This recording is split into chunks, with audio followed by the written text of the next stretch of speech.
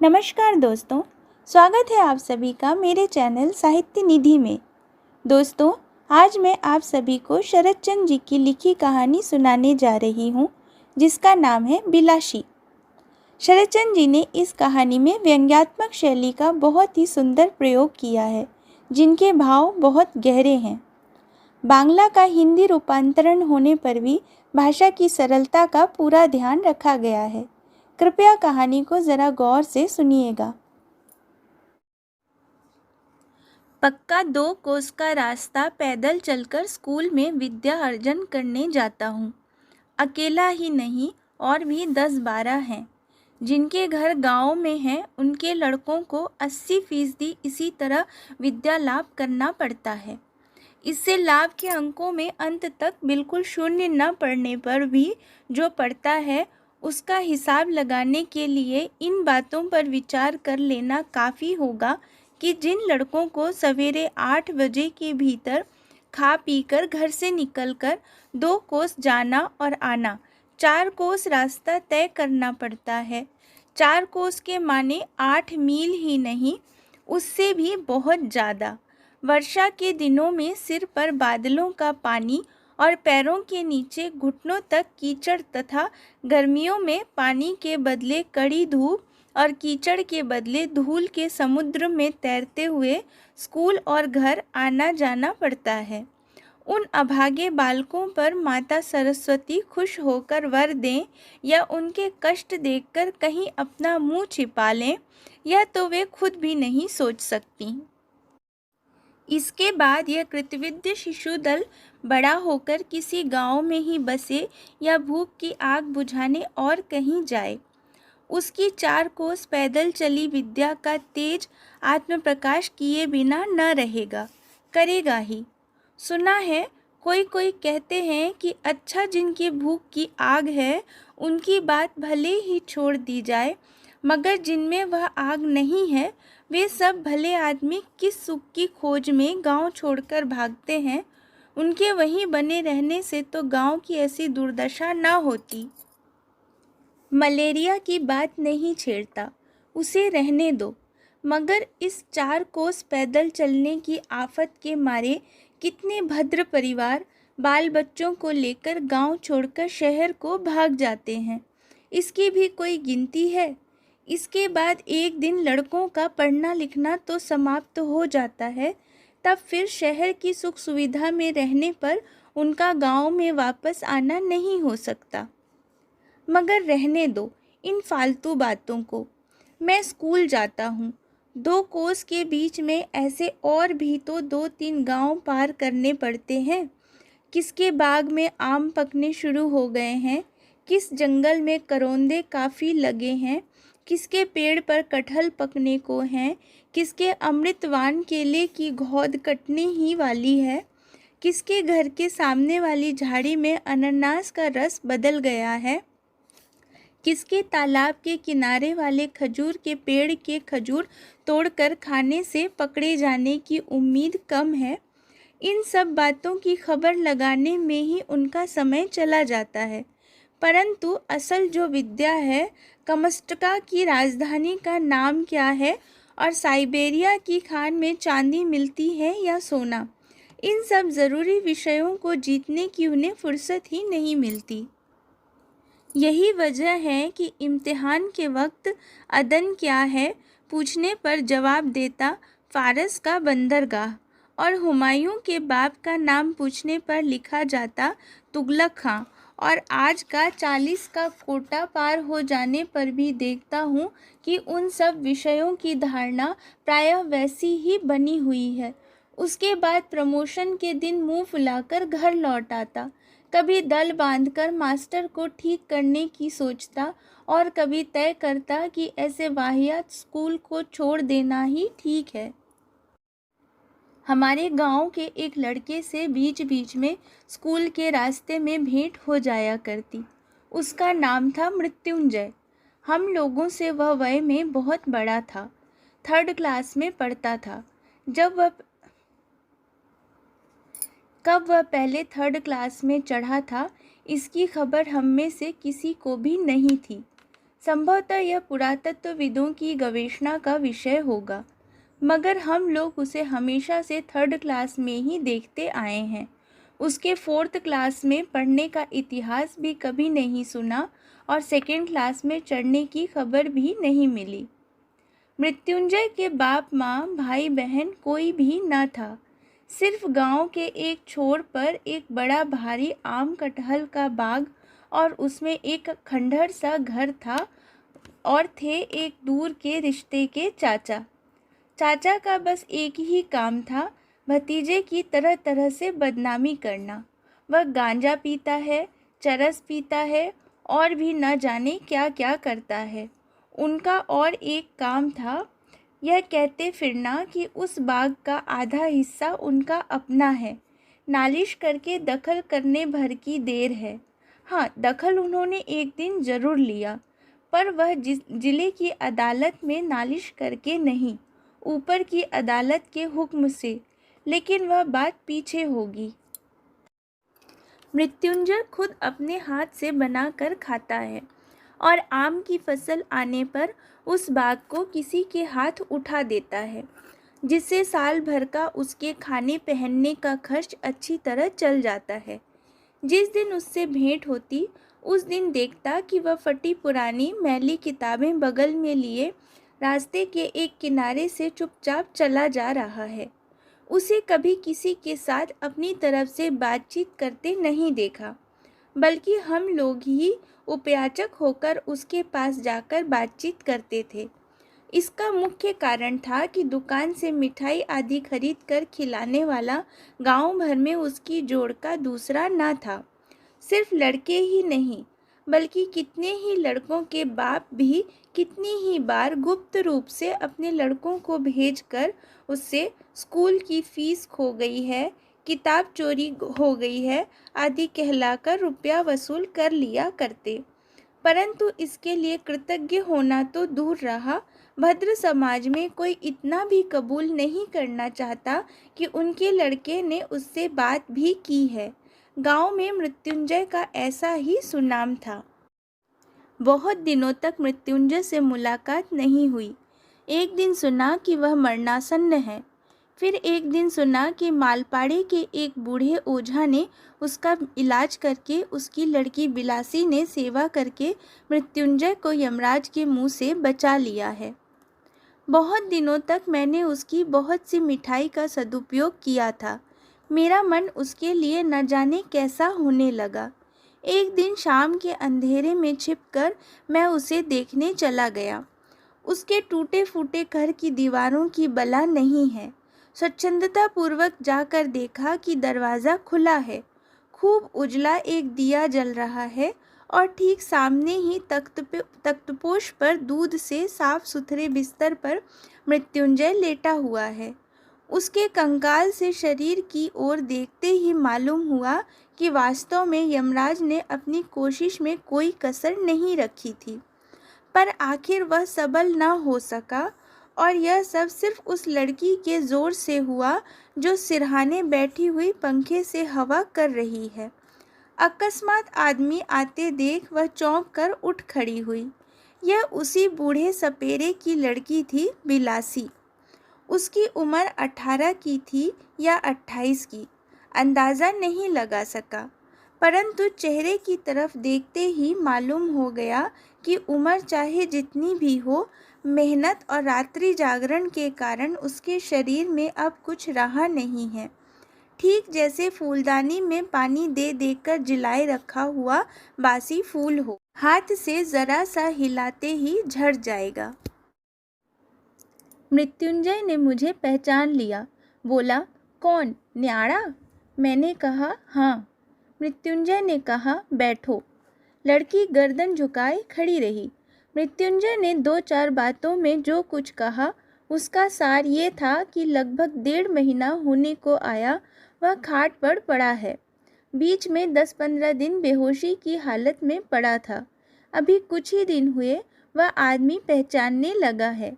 यद्यपि अभी तक वह बिस्तर छोड़कर उठ नहीं सकता, तद्यपि अब किसी बात का डर नहीं है। डर की कोई बात ना सही, पर कम उम्र होने पर भी मैं इतना समझ गया कि आज भी जिसमें बिस्तर छोड़कर उठने की ताकत नहीं, उस रोगी को इस जंगल में अकेली रहकर इस लड़की ने जिला लेने का जो भार लिया है, वह कितना बड़ा गुरु भार है। दिन पर दिन, रात पर रात, कितनी सेवा, कितनी शुश्रूषा, कितना धैर्य, कितना रात्रि जागरण, कोई ठीक है? यह कितने बड़े साहस का काम है। परंतु जिस चीज ने इस असाध्य साधन को संभव कर डाला, उसका परिचय यद्यपि उस दिन नहीं मिला, किंतु और एक दिन मिल गया। लौटते समय वह लड़की एक और दिया लेकर मेरे आगे टूटी दीवार के आखिर तक आई। अब तक उसने एक बात भी नहीं कही थी। अब वह धीरे से बोली, सड़क तक तुम्हें पहुंचा आऊं क्या? बड़े बड़े आम के पेड़ों के कारण सारा बाग मानो एक जमा हुआ अंधकार सा मालूम हो रहा था। रास्ता दिखना तो दूर किनार, अपना हाथ तक न दिखता था। मैंने कहा, पहुंचाने की ज़रूरत नहीं, सिर्फ दिया मुझे दे दो। दिया मेरे हाथ में देते ही उसके उत्कंठित चेहरे पर मेरी निगाह पड़ गई। आहिस्ते से वह बोली, अकेले जाने में डर तो न मालूम होगा? ज़रा आगे तक न पहुंचा आऊं? एक स्त्री पूछ रही है, डर तो नहीं मालूम होगा, लिहाजा मालूम चाहे कुछ भी हो, उत्तर नहीं कहकर ही मैं आगे बढ़ गया। उसने फिर कहा, वन जंगल का रास्ता है, ज़रा देखभाल कर पैर रखते हुए जाना। मेरे रोंगटे खड़े हो गए, परंतु इतनी देर बाद समझा कि उद्वेग उसे किस लिए था और क्यों वह दिया दिखाकर उस जंगल के रास्ते को पार करा देना चाहती थी।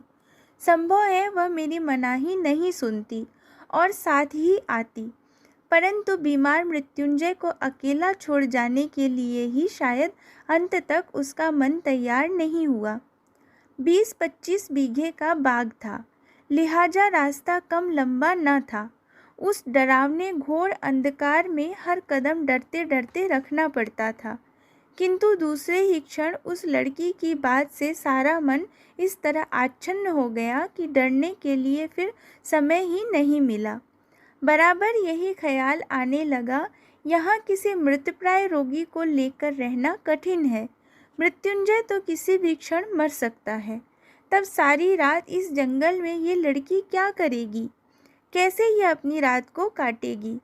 इसी सिलसिले में बहुत दिन बाद की एक बात मुझे याद आती है। अपने एक रिश्तेदार के मरते समय मैं मौजूद था। अंधेरी रात थी, घर में बाल बच्चे नौकर चाकर कोई नहीं थे, सिर्फ थी उनकी सद्य विधवा स्त्री और मैं। उनकी स्त्री ने शोक के आवेग में छाती और सिर धुन धुन कर अपना ऐसा बुरा हाल बना लिया कि भय होने लगा कि कहीं उनके भी प्राण न निकल जाए। वे रो रो कर बार बार मुझसे पूछने लगी कि जब मैं अपनी इच्छा से सहमरण करना चाहती हूँ तो इसमें सरकार का क्या? मेरी तो अब रंच मात्र भी जीने की साध नहीं। इस बात को क्या सरकार आदमी नहीं समझ सकते? उनके घर में क्या स्त्रियां नहीं हैं? वे क्या पत्थर के हैं? और इस रात में ही अगर गांव में 5 जने मिलकर नदी किनारे मेरे सहमरण की तैयारियां कर दें तो थाने के लोगों को मालूम ही कैसे होगा? इसी तरह की न जाने कितनी बातें वे कहने लगी, मगर बैठे बैठे केवल उनका रोना सुनने से ही तो मेरा काम नहीं चल सकता था। मोहल्ले में खबर देना ज़रूरी था, बहुत सी चीज़ें इकट्ठी करनी थी, परंतु मेरे बाहर जाने का प्रस्ताव सुनते ही प्रकृतिस्थ हो गईं। आंखें पोंछ कर बोलीं, भैया, जो होना था सो हो चुका, अब बाहर जाकर क्या होगा? रात बीत जाने दो ना। मैंने कहा, बहुत से काम हैं, बिना गए नहीं चलेगा। उन्होंने कहा, रहने दो काम, तुम बैठो। मैंने कहा, बैठने से नहीं चलेगा, एक बार खबर तो देनी ही पड़ेगी। इतना कहकर मैंने पैर बढ़ाया ही था कि वे एकाएक चिल्ला उठीं, अरे बाप रे, मैं अकेली नहीं रह सकूंगी। लिहाजा फिर बैठ जाना पड़ा। कारण तब यह समझ में आया कि जिस पति की जीवित अवस्था में उन्होंने बिना किसी डर के 25 वर्ष तक अकेले गृहस्थी की है, उसकी मृत्यु तो किसी तरह सही जा सकती है, पर उसका मृत शरीर इस अंधकारपूर्ण रात्रि में 5 मिनट के लिए भी उनसे नहीं सहा जाएगा। छाती अगर किसी बात से फटती है तो वह अपने मृत पति के पास अकेले बैठे रहने से। किंतु मेरा उद्देश्य उनके दुखों को तुच्छ करके दिखाना नहीं है, वह असली नहीं, यह कहने का भी मेरा अभिप्राय नहीं, अथवा एक आदमी के व्यवहार से ही उसकी अंतिम मीमांसा हो गई, सो भी नहीं। परंतु ऐसी और भी एक घटना मुझे मालूम है जिसका उल्लेख किए बिना ही मैं यह बात कहना चाहता हूँ कि सिर्फ कर्तव्य ज्ञान से या बहुत समय तक एक साथ घर गृहस्थी करने के अधिकार से ही कोई स्त्री भय को पार नहीं कर सकती। वह और कोई शक्ति है जिसका बहुत से स्त्री पुरुष 100 वर्ष तक एक साथ घर गृहस्थी चलाते रहने पर भी संभव है, कुछ पता ही नहीं पाते। परंतु सहसा उस शक्ति का परिचय जब किसी नर नारी के निकट प्राप्त हो जाता है, तब समाज की अदालत में आसामी बनाकर उसे दंड देने की आवश्यकता हो तो हो, किंतु मनुष्य की जो वस्तु सामाजिक नहीं है, वह स्वयं तो उसके दुख से चुपचाप आंसू बहाए बगैर किसी तरह रह नहीं सकती। करीब 2 महीने तक मृत्युंजय की खोज खबर नहीं मिली। जिन लोगों ने गंवई गांव देखा नहीं है अथवा सिर्फ रेल के डिब्बे में से मुंह निकाल कर देखा है, वे शायद आश्चर्य के साथ कहेंगे, ये कैसी बात। यह भी क्या संभव हो सकता है कि स्वयं अपनी आँखों से इतनी खराब हालत देख आने पर भी 2 महीने तक फिर कुछ खबर ही नहीं ली जाए। उनकी जानकारी के लिए यह कहना ज़रूरी है कि यह सिर्फ संभव ही नहीं बल्कि ऐसा ही हुआ करता है। किसी एक पर आफत आ पड़ने पर मोहल्ले भर के लोग दल बांधकर उलट पड़ते हैं। ऐसी एक किंवदंती जरूर है। मालूम नहीं ऐसी दशा कभी सतयुग के गांवों में थी या नहीं, परंतु इस जमाने में कहीं देखी हो ऐसा तो याद नहीं पड़ता। मगर हाँ, जबकि उसके मरने की खबर नहीं मिली है तो वह जिंदा जरूर होगा, इसमें शक नहीं। इन्हीं दिनों सहसा एक दिन कान में भनक पड़ी कि मृत्युंजय के उस बाग के हिस्सेदार चाचा शोर मचाते फिर रहे हैं। गया गया गांव बिल्कुल रसातल में चला गया। समाज में अब मेरा दिखाने लायक मुंह नहीं रहा।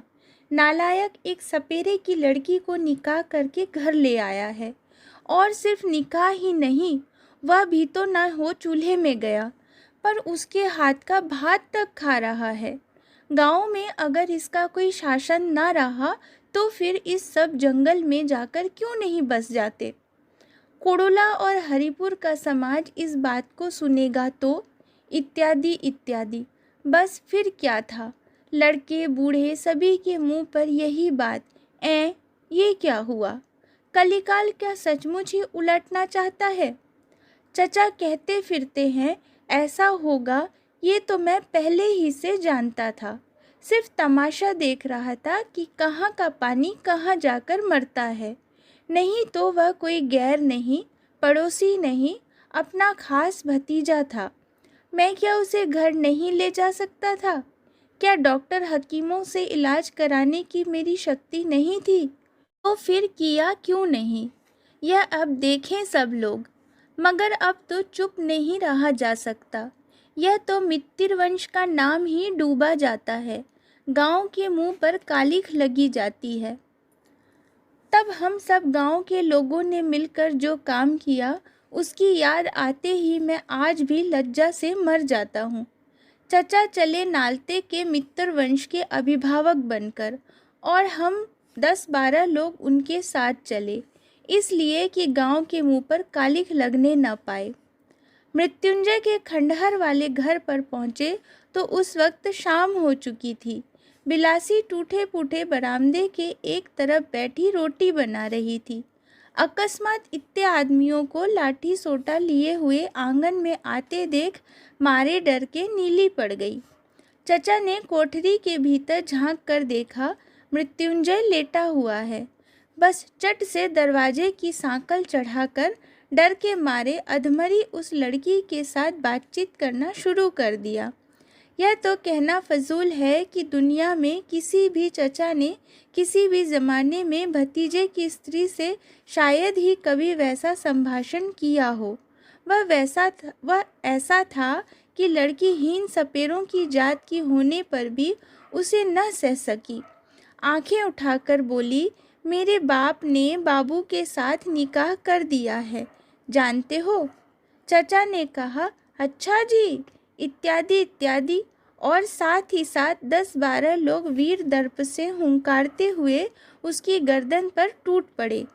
किसी ने उसके बालों को पकड़ा, किसी ने कान पकड़े और किसी ने हाथ थाम लिए, और जिन्हें यह सुयोग न मिला वह भी निश्चेष्ट न रहे। कारण संग्राम क्षेत्र में हम कापुरुषों की तरह चुपचाप खड़े रह सकते हैं, पर हमारे विरुद्ध इतनी बड़ी बदनामी करते फिरने में शायद नारायण के कारिंदों को भी आँख की शर्म मालूम हो। यहाँ पर एक अप्रासंगिक बात कहना चाहता हूँ। सुना है कि विलायत आदि म्लेच्छ देशों में पुरुषों के मन में एक कुसंस्कार बैठा हुआ है। स्त्रियां कमज़ोर और निरुपाय हैं, इसलिए उन पर हाथ नहीं उठाना चाहिए। यह भला कौन सी बात हुई? सनातनी हिंदू इस कुसंस्कार को नहीं मानते। हम कहते हैं कि जिसके शरीर में जोर नहीं है उसी पर हाथ उठाया जा सकता है, फिर चाहे वह नर नारी कोई भी क्यों ना हो। लड़की पहले ही जो एक बार आर्तनाद कर उठी थी, उसके बाद फिर एकदम चुप हो गई। परंतु हम लोग जब उसे गांव के बाहर छोड़ आने के लिए घसीट कर ले चले, तब वह विनती करती हुई कहने लगी, बाबू, मुझे ज़रा सी देर के लिए छोड़ दो, मैं रोटियां घर में रख आऊं। बाहर सियार कुत्ते खा जाएंगे। कमज़ोर आदमी ठहरे, उन्हें रात भर भूखे रहना पड़ेगा। मृत्युंजय बंद कोठरी में पागल की तरह सिर ढूंढने लगा, दरवाजे पर लातें मारने लगा और श्राव्य अश्राव्य भाषा का प्रयोग करने लगा, परंतु हम लोग उससे रंच मात्र भी विचलित नहीं हुए। अपने देश के कल्याण के लिए सब कुछ अकातर भाव से सहकर उसे घसीटते हुए ले चले। इसलिए कह रहा हूँ कि मैं बराबर उनके साथ चल रहा था, परंतु मालूम नहीं मुझ में कहाँ वह कमज़ोरी छिपी हुई थी जिससे मैं उस पर हाथ न उठा सका, बल्कि मैं तो भीतर से रोने लगा। उसने अत्यंत अनुचित कार्य किया है और उसे गांव के बाहर निकाल देना ही उचित है, परंतु फिर भी हम यह कोई अच्छा काम कर रहे हैं, यह मेरी समझ में न आ सका। यह मेरी अपनी बात है, इसे जाने दो। आप यह न समझ लें कि गांव में उदारता का बिल्कुल ही अभाव है, हरगिज़ नहीं, बल्कि बड़े आदमी होने पर हम ऐसी उदारताएं प्रकट करते हैं कि सुनकर आप दंग रह जाएंगे।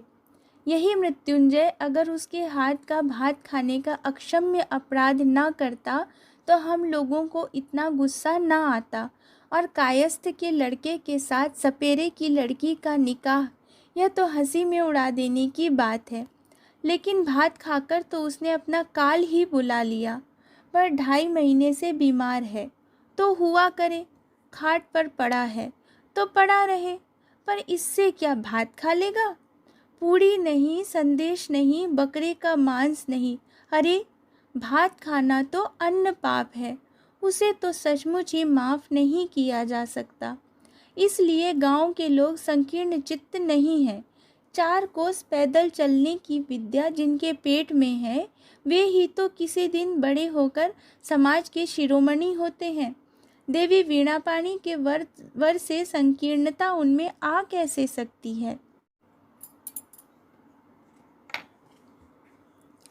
इस घटना के कुछ दिनों बाद प्रातः स्मरणीय स्वर्गीय मुखोपाध्याय महाशय की विधवा पुत्रवधू मानसिक वैराग्य से 2 साल तक काशीवास करके जब गांव को वापस लौटी, तब निंदक लोग कानाफूसी करने लगे कि आधी संपत्ति उस विधवा की ठहरी न, इसलिए इस डर से कि कहीं वह संपत्ति हाथ से न निकल जाए, छोटे बाबू बहुत कोशिश और बड़े परिश्रम से बहूजी को जहाँ से लिवा लाए हैं वह जगह जरूर काशी ही होगी।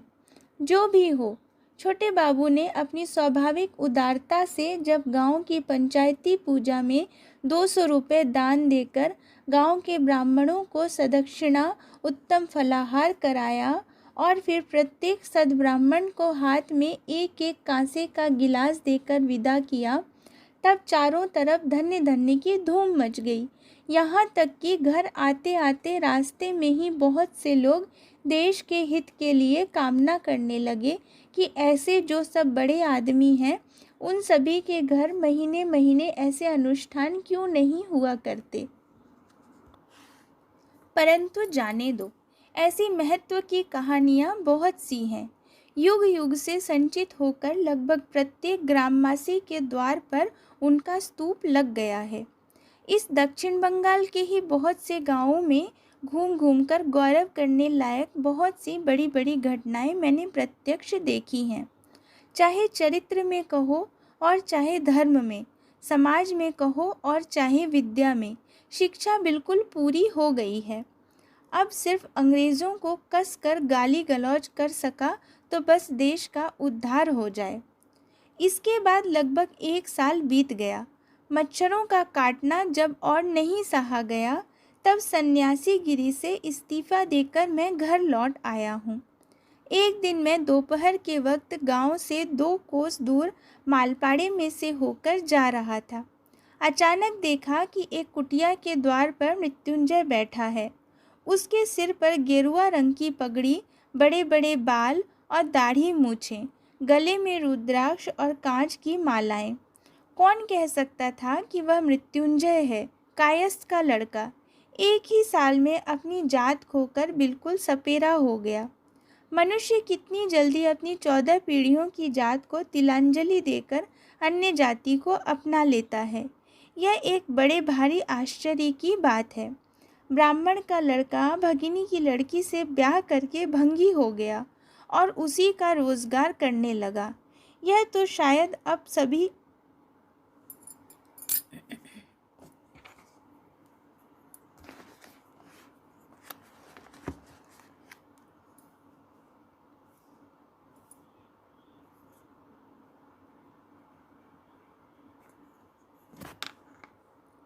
ब्राह्मण का लड़का भंगिनी की लड़की से ब्याह करके भंगी हो गया और उसी का रोजगार करने लगा। यह तो शायद आप सभी ने सुना होगा। मैंने सद्ब्राह्मण के एक लड़के को एंट्रेंस पास करने के बाद भी डोम की लड़की से ब्याह करके डोम होते देखा है। अब वह सूप डालियाँ आदि बनाकर बेचता और सुअर चराया करता है। एक अच्छे घराने के कायस्थ पुत्र को कसाई की लड़की के साथ ब्याह करके कसाई होते भी मैंने देखा है। आज वह अपने हाथ से गायें काटकर बेचता है। उसे देखकर किसकी मजाल है जो कहे कि वह किसी समय कसाई के सिवा और भी कुछ था। किंतु सबका यह एक ही कारण है। इसी से मैं सोचता हूँ कि जो नारियाँ इस तरह इतनी आसानी से पुरुष को खींचकर नीचे उतार सकती हैं, वे क्या उसी तरह हंसते हंसते खेलते उन्हें जोर देकर ऊपर नहीं चढ़ा सकती। जिन ग्रामवासी पुरुषों की सुख्याति करने के लिए आज मैं पंचमुख हो उठा हूँ, यह गौरव क्या सिर्फ अकेले उन्हीं को मिलना चाहिए? क्या सिर्फ अपने ही बल पर वे इतनी जल्दी नीचे की ओर उतरे चले जा रहे हैं? अंदर की ओर से क्या उनके लिए ज़रा सा उत्साह या ज़रा भी सहायता नहीं आती? शायद मैं झोंक में आकर अनाधिकार चर्चा कर बैठा, परंतु मेरे लिए मुश्किल तो ये है कि किसी भी तरह नहीं भूल सकता कि देश में 90% नर और नारी गाँव में ही रहकर आदमी होते हैं और इसलिए कुछ न कुछ हमें करना ही चाहिए। खैर, अभी मैं कह रहा था, देखकर कौन कहेगा कि यह वही मृत्युंजय है, परंतु मुझे उसने खातिरदारी के साथ बिठाया। बिलासी तालाब से पानी लाने गई थी। मुझे देखकर वह भी बहुत खुश हुई और बार बार कहने लगी, तुम न बचाते तो उस रात को वे मुझे मार ही डालते। मेरे लिए तुमने भी न जाने कितनी मार खाई होगी। बातों ही बातों में सुना कि उसके दूसरे ही दिन वे यहाँ आ गए और तब से घर बनाकर यहीं सुख से रह रहे हैं। सुख से हैं, ये बात मुझे कहने की ज़रूरत नहीं हुई, सिर्फ उनके चेहरे की तरफ देखने से ही मैं समझ गया। सुना कि आज उन लोगों को कहीं सांप पकड़ने जाना है। बयान ले चुके हैं। वे तैयार हुए तो मैं भी संग जाने के लिए उछल पड़ा। बचपन से ही दो बातों पर मुझे बहुत अभिरुचि रही है। एक तो गोखुरा काला सांप पकड़कर पालना और दूसरा मंत्र सिद्ध करना। मंत्र सिद्ध होने का उपाय अब तक मुझे ढूंढे नहीं मिला था, इसलिए मृत्युंजय को उस्ताद के रूप में पाल लेने की आशा से मारे आनंद के मैं फूला न समाया। वह अपने नामी ससुर का शिष्य ठहरा, इसलिए बड़ा भारी आदमी है। मेरा भाग्य अकस्मात ऐसा चमक उठेगा, इसे कौन सोच सकता था। लेकिन काम बहुत कठिन है और खतरा भी है, इसलिए पहले तो उन लोगों ने आपत्ति की, परंतु मैंने ऐसी जिद पकड़ी कि उसे एक ही महीने के भीतर मुझे शागिर्द बना लेने के सिवाय और कोई रास्ता ही ना सूझा। मृत्युंजय ने मुझे सांप पकड़ने का मंत्र और तरकीब सिखा दी और कलाई में दवा वाला एक तावीज़ बांधकर बाकायदा सपेरा बना दिया। मंत्र क्या था जानते हैं? उसका आखिरी हिस्सा मुझे याद है। ओरे केउटे तुई मनसार बाहन, मनसा देवी तेरी माँ, उलट पालट पाताल फोड़, ढोंडार विष तुई ने तोर विष ढोंडारे दे, दूधोराज मुनिराज कार आज्ञे विष हरिर आज्ञे। इसका अर्थ क्या है मैं नहीं जानता, कारण जो इस मंत्र के सृष्टा ऋषि थे, निश्चय है कि कोई ना कोई होंगे ही, उनके दर्शन कभी नहीं हुए। अंत में एक दिन इस मंत्र के सत्य मिथ्या की चरम मीमांसा हो गई, किंतु जब तक न हुई तब तक मैं सांप पकड़ने में चारों तरफ प्रसिद्ध हो गया। सभी लोग कहने लगे, हाँ न्याड़ा है तो गुणी आदमी, सन्यासी अवस्था में कामाख्या जाकर सिद्ध हो आया है। इतनी सी उम्र में इतना बड़ा उस्ताद हो जाने से ऐसी हालत हो गई कि मेरे पैर ज़मीन पर ही न पड़ते थे।